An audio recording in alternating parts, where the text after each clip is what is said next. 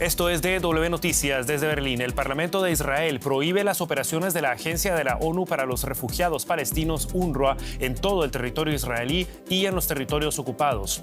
La medida supone el impedimento de que la agencia brinde ayuda humanitaria en la Franja de Gaza. Israel había afirmado que miembros de la organización contribuyeron con los atentados terroristas de Hamás el 7 de octubre del año pasado. Estos son nuestros titulares. La decisión de la Knesset prohíbe a cualquier entidad pública israelí el contacto con la organización, con lo que de facto ya no se podrá gestionar la ayuda humanitaria vital para los gazatíes. El secretario general de la ONU había calificado el paquete de medidas de catástrofe, mientras Israel aduce que los empleados acusados deben enfrentar consecuencias por actividades terroristas. Además, en Uruguay, el izquierdista Frente Amplio gana las elecciones del domingo, pero no logra acumular más votos que la coalición de centro-derecha que rige el país. Veremos qué escenarios se abren ante la segunda ronda de los comicios. Y en Bolivia, un cruce de acusaciones por el presunto intento de asesinar a Evo Morales recrudece aún más las tensiones entre los dos líderes del movimiento al socialismo. Mientras se intenta esclarecer lo ocurrido, seguidores de Morales se lanzan nuevamente a las calles.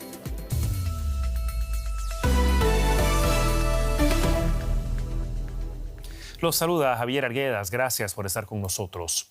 El Parlamento de Israel aprobó este lunes varias leyes que prohíben a partir de ahora la actividad de la Agencia de la ONU para los Refugiados Palestinos, UNRWA, tanto en Israel como en los territorios palestinos ocupados. Las leyes limitarán seriamente las actividades de la ONU en Gaza y en la Cisjordania ocupada. La UNRWA depende de la cooperación de las autoridades israelíes para prestar ayuda en lugares como la Franja de Gaza. El ejército de Israel controla además cruciales pasos fronterizos. El gobierno israelí acusa a empleados de la agencia de estar implicados en los atentados terroristas de Hamás del 7 de octubre de 2023. El proyecto de ley contaba con un amplio apoyo en el Parlamento israelí, la Knesset. Las reacciones a la decisión de Israel no se han hecho esperar. Estados Unidos, Reino Unido y Alemania se encuentran entre los países que externaron su rechazo a la prohibición de la UNRWA. Desde antes de que se aprobara la ley y ante los incesantes llamados de que no se impida el funcionamiento de la agencia por las acciones de algunos de sus miembros, el gobierno israelí denunció lo que considera un problema sistemático de la organización, como lo adujo el vocero del gobierno israelí. La UNRWA es una organización infectada de terrorismo. No son solo un par de manzanas podridas, como a sus empleados les gusta aparentar, es una organización infectada de terrorismo. La periodista Maya Siminovich se encuentra en Tel Aviv para brindarnos más detalles sobre esta noticia en desarrollo. ¿Qué tal, Maya? Un gusto saludarte. Un vocero del Departamento de Estados Unidos había asegurado que Washington está profundamente preocupado por la ley que prohíbe las operaciones de la UNRWA. ¿Qué alcance concreto tiene esta legislación y cómo puede reemplazarse a partir de ahora la ayuda humanitaria que brindaba la organización en la Franja de Gaza? Hola, Javier. Efectivamente, esto pone a todo el mundo en un problema, principalmente a los gazatíes, a los palestinos en general, porque si Israel prohíbe las actividades de la UNRWA, no puede prohibirlas en Gaza, pero sí puede prohibirlas donde lo ha hecho, que es en Jerusalén Este, donde se les proporciona asistencia en limpieza, educación, salud, un montón de cosas que los palestinos carecen. Esto va a afectar a los territorios ocupados y, por supuesto, a la operatividad en Gaza. ¿Quién va a ocuparse de esto? Es una decisión política. En el momento que se sepa qué va a pasar con Gaza después de la guerra, y tiene que ser una decisión política, alguien va a tener que ocuparse de toda la infraestructura y todos los servicios. Si es el ejército israelí, algo que Israel probablemente no quiere, o si es la infraestructura que ya existe en Gaza. De cualquier manera, esta es la gran incógnita y por eso se ha votado esto de manera tan apresurada y con una amplísima mayoría, como has dicho, 92 votos de parlamentarios contra 10 de 120. Vaya, por supuesto tenemos que hablar también de lo que está ocurriendo entre tanto en los frentes de guerra. Continúa una lluvia de misiles y drones lanzados, en este caso por Hezbollah, contra diferentes puntos en el norte de Israel. ¿Qué alcance tienen estos ataques y qué nos dicen sobre la capacidad de Hezbollah de seguir atacando al país? Las informaciones también son contradictorias porque Israel sostiene que los daños infligidos a Hezbollah son enormes y, sin embargo, no ha decrecido su capacidad de ataque contra Israel. Al contrario, parece que va en aumento. Se sabe que Hezbollah tiene su propia modos de manufacturar sus misiles y lo hacen con mucha eficacia, pero también lo recibían de Irán a través de Siria. Por eso el ataque israelí contra Irán pretendía también sabotear este suplemento de armas, pero Hezbollah todavía sigue fabricando sus propios misiles y lo demuestra la cantidad que sigue lanzando Israel. Así que, si bien Israel también ha comunicado que la guerra terrestre, la intervención terrestre por parte de Israel está a punto de terminar y que sí que han conseguido mover a Hezbollah muchos kilómetros más allá, que era en principio el objetivo de Israel, pues tal vez esta guerra se ponga en suspenso y sin embargo Hezbollah sigue lanzando misiles. Era el reporte de Maya Siminovich desde Tel Aviv. Maya, muchísimas gracias por estas informaciones y hasta una próxima ocasión. Gracias, Javier. Los servicios de emergencia palestinos aseguran que miles de personas están atrapadas y sin acceso a comida o a suministros médicos en el norte de Gaza. Israel ha estado intensificando su ofensiva contra Hamás en la región. El asedio genera preocupación entre quienes afirman que Israel podría estar ya implementando el llamado Plan de los Generales, que forzaría a cualquiera que se quede en el norte de Gaza a rendirse o morir de hambre. Los intensos ataques de Israel han obligado a decenas de miles de palestinos a huir del norte de Gaza. Naciones Unidas afirma que muchos se quedan por miedo a no poder regresar nunca si ahora abandonan el lugar. Organizaciones de derechos humanos se hacen eco de ese temor. Las órdenes de evacuación y las tácticas de asedio hacen pensar que Israel ha comenzado a implementar sigilosamente el llamado Plan de los Generales, que exige que una tercera parte del norte de la franja, incluida la ciudad de Gaza, sea aislada y declarada zona militar. Todo aquel que se quede atrás será tratado como un combatiente enemigo y prevé que Israel mantenga el control sobre el norte por un tiempo indefinido. Incluye la creación de una administración sin Hamás dividiendo la franja de Gaza en dos. El arquitecto de la estrategia es un ex jefe del Consejo de Seguridad Nacional de Israel. Se les debería dar unos 10 días para que se vayan a través de corredores seguros que Israel proveerá. Y después de ese tiempo, toda esa zona se convertirá en una zona militar. Toda la gente de Hamás que siga allí, ya sean combatientes o civiles, tendrán dos opciones, o rendirse o morir de hambre. Eiland es parte de un grupo de generales retirados frustrados de que Israel no haya logrado su objetivo de destruir a Hamás y liberar a los rehenes. Creen que el plan quebraría lo que queda de Hamás y lograría liberar a los rehenes sobrevivientes. El plan fue dado a conocer el mes pasado e inmediatamente condenado por organizaciones de derechos humanos. También académicos cuestionan su legalidad. Durante una reciente visita, el secretario de Estado de Estados Unidos dijo que el primer ministro Benjamin Netanyahu le aseguró personalmente que Israel no está implementando el plan. En relación al llamado Plan de los Generales en el norte, permítanme decir nuevamente, en primer lugar, que Estados Unidos lo rechaza total y fundamentalmente. En segundo lugar, como ya dije, el gobierno de Israel asegura que no es la política de Israel y que también rechaza el plan. Estados Unidos ha amenazado con cortar el suministro de armamento a Israel si su gobierno no intensifica y acelera el flujo de ayuda al norte de Gaza. Entre tanto, ataques israelíes contra la milicia islamista Hezbollah dejaron este lunes 60 muertos y decenas de heridos en el valle de la Bekaa, en el este del Líbano, según el gobierno del país. También en el sur hubo muertos, concretamente 7 en un edificio residencial de la ciudad de Tiro. El ejército israelí había emitido una orden de evacuación en diferentes puntos de la ciudad, donde Israel afirma que se encuentran focos de resistencia de Hezbollah. Tiro es la ciudad más importante del sur del Líbano, una región donde se han concentrado los ataques israelíes desde el inicio de la campaña que comenzó hace justo un mes desde el país vecino. Además del Líbano, el ejército de Israel bombardeó este lunes una vez más la Franja de Gaza en su lucha contra lo que cataloga como una amenaza terrorista latente para el país. En el enclave palestino murieron al menos 19 personas, según el Ministerio de Salud controlado por Hamás. Los ataques ocurren un día después de que se renovaran las negociaciones para un alto el fuego lideradas por Estados Unidos, Egipto y Qatar. El presidente de Egipto, Abdel Fattah al-Sisi, propuso una tregua de 48 horas. Según la agencia France Presse, el director de la CIA y su homólogo del Mossad viajaron a Qatar para avanzar en las negociaciones que también lograrían la liberación de rehenes secuestrados por Hamás. El primer ministro israelí, Benjamin Netanyahu, aseguró este lunes no haber recibido todavía una propuesta y que solo continuará con los diálogos cuando Hamás deje de controlar Gaza y el brazo armado de Hezbollah se aleje de la frontera con Israel. Ambos grupos son considerados organizaciones terroristas por la Unión Europea. Irán ejecutó en la horca al ciudadano germano iraní Jamshid Shamat este lunes. El gobierno alemán condenó lo que llamó el régimen inhumano de Teherán por la ejecución y dijo que habrá consecuencias. Desde su captura hace 4 años en Dubái por parte de las fuerzas de seguridad iraníes, Berlín clamaba por su liberación. En 2023, un tribunal revolucionario declaró a este hombre de 69 años y periodista de profesión como responsable de un atentado terrorista contra una mezquita que en 2008 mató a 14 personas y dejó heridas a varios centenares. Asimismo, se le acusó de colaborar con servicios de inteligencia extranjeros, acusaciones que, sin embargo, nunca fueron verificadas. Es probable que la ejecución de la condena a muerte provoque nuevas tensiones en las relaciones diplomáticas entre Teherán y Berlín.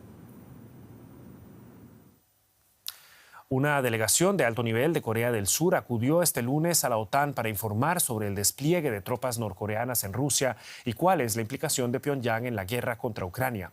Según informes del Pentágono, alrededor de 3.000 soldados de Corea del Norte estarían en este momento en suelo ruso con el objetivo de reforzar a este país en la contienda.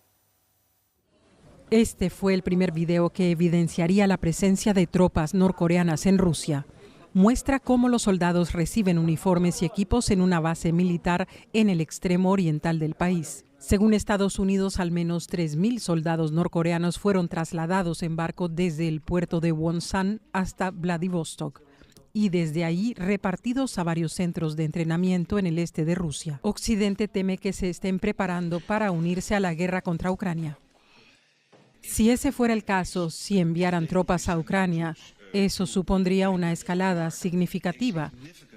Sería realmente importante, una escalada significativa. Los soldados desplegados en Rusia son fuerzas de élite y no tropas convencionales, según explicó a DW la analista militar Marina Mirón. Se trata de fuerzas especiales. Son las mejores entrenadas en el ejército de Corea del Norte. En total, unos 200.000 efectivos. Por lo tanto, vemos que es solo una fracción de lo que Corea del Norte podría enviar a Rusia. Estas tropas podrían liberar a los rusos en la retaguardia. Según la agencia de inteligencia de Ucrania, las primeras tropas norcoreanas habrían llegado ya a la provincia rusa de Kursk, parcialmente tomada por Kiev desde agosto. El presidente ruso Vladimir Putin no parece tener la necesidad de negar más su presencia. Sobre las imágenes satélite que aparentemente muestran estos movimientos, Putin dijo lo siguiente: las imágenes son una cosa seria. Si hay imágenes es que reflejan algo. En junio, Rusia y Corea del Norte firmaron un pacto de defensa histórico y se comprometieron a protegerse mutuamente y de modo inmediato en caso de agresión. Los analistas creen que a cambio de apoyo militar, Moscú compartiría tecnología militar avanzada con Pyongyang para mejorar su programa nuclear y de misiles. Además, las fuerzas norcoreanas ganarían experiencia en el campo de batalla. Pero ¿podrían las tropas norcoreanas marcar una gran diferencia en el campo de batalla? Los expertos señalan que depende de cómo se implemente. Primero, necesitan entrenamiento con equipos rusos y también superar la barrera del idioma. No obstante, la medida asienta un precedente y la ampliación del giro estratégico de Rusia para constituir una coalición antioccidental, un desafío para los partidarios occidentales de Ucrania. ¿Y qué puede la OTAN hacer al respecto? La OTAN no tiene una estrategia especial para hacer frente a Rusia y ahora se suma Corea del Norte, lo que complica aún más la situación en términos estratégicos. Es algo que tendrán que resolver Mark Rutte y los demás miembros. No hay respuesta simple, señala Mirón, pero la OTAN y sus Estados miembros van a tener que reaccionar. La implicación de soldados norcoreanos en la guerra de Ucrania podría transformarla en un conflicto global. Y conflicto también el de la mayor empresa de automóviles de Alemania. Belén Palancar está con nosotros con la economía. Gracias, Javier. Sí, vamos con esta crisis del motor alemán. Y es que Volkswagen ha anunciado este lunes que planea cerrar al menos 3 fábricas aquí en Alemania, lo que significaría una ola de despidos. La gran razón detrás de esto es tanto la pérdida de cuota de mercado global como la feroz competencia de los fabricantes de vehículos chinos, especialmente en lo que a los eléctricos se refiere. Esto nunca había pasado antes. Volkswagen podría despedir a miles de empleados y cerrar plantas enteras en Alemania. El temor es real. Por mucho tiempo, trabajar en Volkswagen era sinónimo de estabilidad. Esto es inquietante para mucha gente porque pone en duda el futuro.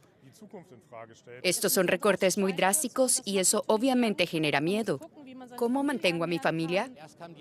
Primero fue el temor, luego la decepción, porque nunca vivimos nada similar en Volkswagen y ahora viene la bronca. Volkswagen atraviesa problemas importantes.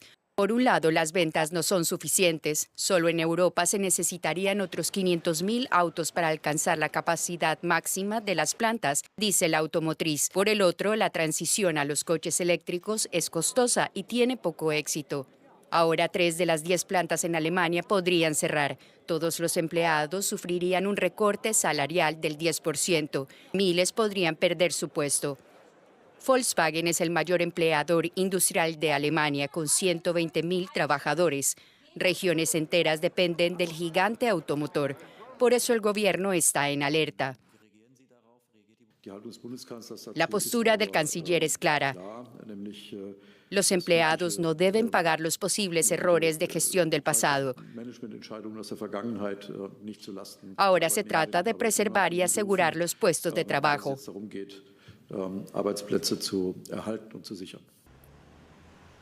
Pero sin reducción de los costos no hay futuro, dice la empresa, y agrega que la producción en Alemania es muy cara.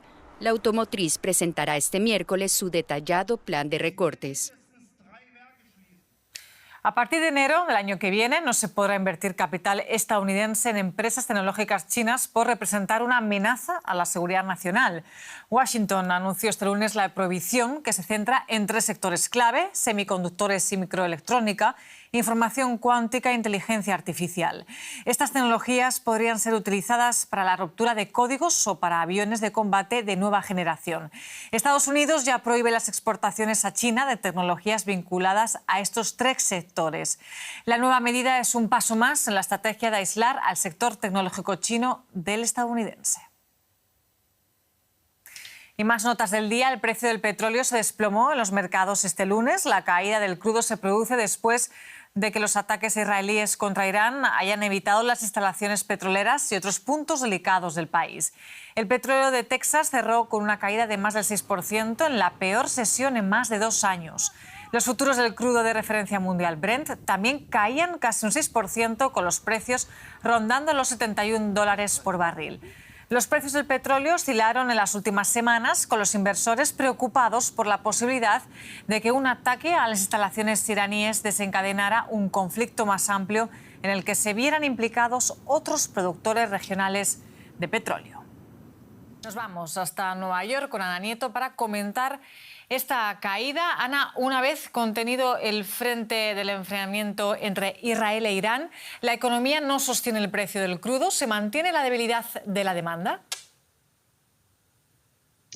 La demanda está afectada por la debilidad económica del primer importador del mundo, que es China, pero no es que esté bajando el consumo del petróleo globalmente, no es el caso. Lo que ocurre es que el crecimiento de la demanda está llevando un ritmo menor que en periodos anteriores comparables. El mundo sigue consumiendo mucho petróleo y mucho gas.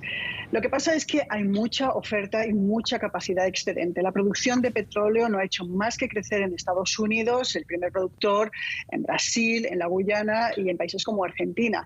La OPEP sigue siendo clave como organización de productores y de exportadores, pero su influencia en los precios ha ido cayendo por el aumento de la producción en los países que he mencionado hace un momentito.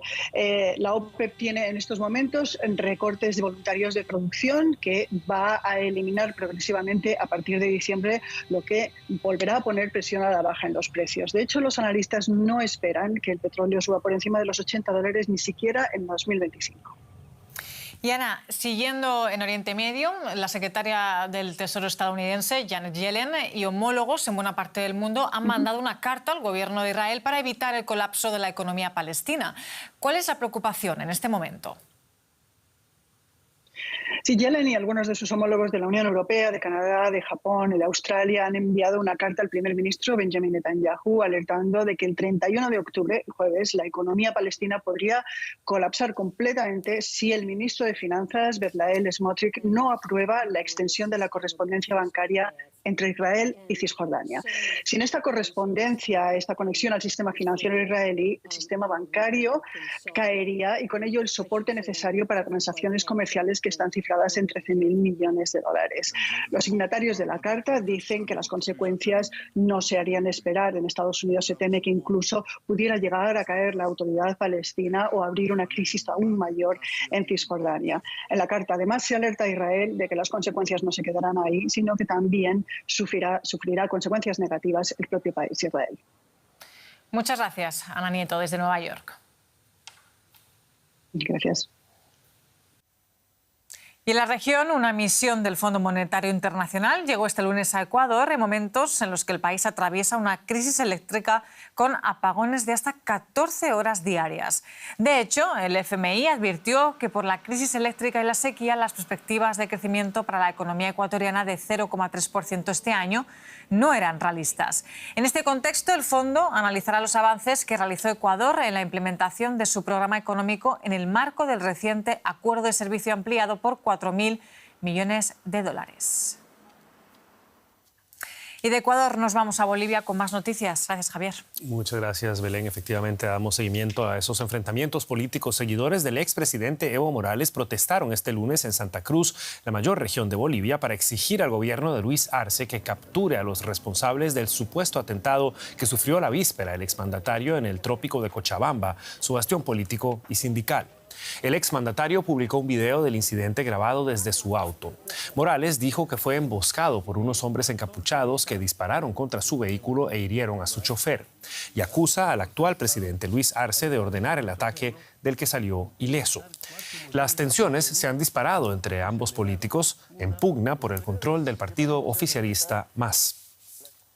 Mientras los seguidores de Morales intensifican los bloqueos en varias carreteras del país, el gobierno de Arce acusa al expresidente de querer desestabilizar a Bolivia y dio una versión totalmente opuesta del ataque al de Morales. Escuchemos al ministro de Gobierno. La policía boliviana les pide que reduzcan la velocidad, se identifican como efectivos del orden, sin embargo, en vez de reducir la velocidad, imprimen mayor velocidad, sacan armas de fuego en contra de la humanidad y la integridad de la policía boliviana, realizan disparos de fuego desde un vehículo en contra de la vida y la integridad de los efectivos de la policía boliviana y en contra de los vehículos que estaban siendo utilizados en materia de lucha contra el narcotráfico. Ese vehículo, posterior a realizar los disparos, atropella a un miembro de la policía boliviana. Las tensiones en Bolivia están a la orden del día, como nos lo cuenta la periodista Tania Frank desde La Paz. En las últimas horas, el ministro de Gobierno, Eduardo del Castillo, ha respondido a la denuncia de Evo Morales y ha revelado que efectivos de la Fuerza Especial de Lucha contra el Narcotráfico que realizaban controles en una carretera del trópico de Cochabamba fueron atacados con armas de fuego y uno de ellos fue atropellado por el motorizado donde estaría el expresidente. Una de las cuestionantes del ministro es por qué estaban armados. Son dos narrativas que deben ser investigados. La Fiscalía Departamental de Santa Cruz confirmó que recibió la denuncia por intento de asesinato en contra de un efectivo antidrogas en Cochabamba. La denuncia es contra el expresidente Evo Morales y los presuntos delitos de intento de asesinato en grado de tentativa y lesiones graves y leves. La denuncia fue presentada por los mismos efectivos policiales. El fiscal aclaró que la demanda ingresó a la unidad de análisis para verificar si tiene la competencia para investigar el caso, porque se debe respetar la jurisdicción territorial y una vez que se resuelva ello, se emprenderán las acciones investigativas. Hay que esperar los tiempos procesales mientras van 15 días de bloqueo en la ciudad de Cochabamba, el centro del país, y de acuerdo al reporte hay 22 puntos de bloqueo donde los seguidores de Evo Morales protestan ante una posible orden de captura por una investigación de trata de personas y estupro que implica la violación a una menor de edad con la que al parecer el expresidente tuvo una hija. Y también han señalado que protestan por la situación económica del país. Un panorama complejo en Bolivia. En El Salvador, una barriada de la capital San Salvador fue escenario en la madrugada de este lunes de una masiva redada para detener a pandilleros, informó el presidente Nayib Bukele en la red social X. 2.000 soldados y 500 policías participaron en la operación en la colonia 10 de octubre, ubicada en el distrito de San Marcos, en el sur de la capital. La guerra contra las pandillas que lanzó el presidente Bukele en marzo de 2022 está amparada por un controversial régimen de excepción que permite arrestos sin orden judicial, bajo el cual han sido detenidos 83.000 presuntos pandilleros. En Uruguay, el opositor Yamandú Orsi del Frente Amplio y el oficialista Álvaro Delgado del Partido Nacional se convirtieron en los dos candidatos más votados en las elecciones de este domingo y lucharán por la presidencia en una segunda vuelta el próximo 24 de noviembre. Álvaro Delgado obtuvo un 26,7% de los votos y aspira a formar junto a su partido de centro derecha un gobierno de coalición. Por otro lado, Yamandú Orsi, delfín del expresidente José Pepe Mujica, recogió el domingo el 43,9% de los votos y busca recuperar el sillón presidencial para la izquierda que perdió en 2020. En estas elecciones, la seguridad pública está siendo la mayor preocupación entre el electorado uruguayo, un país aquejado por un aumento de la violencia relacionada con el narcotráfico. Y antes de irnos, la celebración de una tradición en la que los fallecidos cobran vida en Ciudad de México. El desfile de las Catrinas reunió este domingo a miles de personas ataviadas con estos disfraces tradicionales en las calles de la capital. La mayoría iban disfrazados de esqueleto, uno de los símbolos de identidad de la cultura popular mexicana. Como todos los años, el desfile se llevó a cabo previo al Día de Muertos, que se celebra a principios de noviembre. Una vibrante festividad que honra a quienes han fallecido y ya no están con nosotros.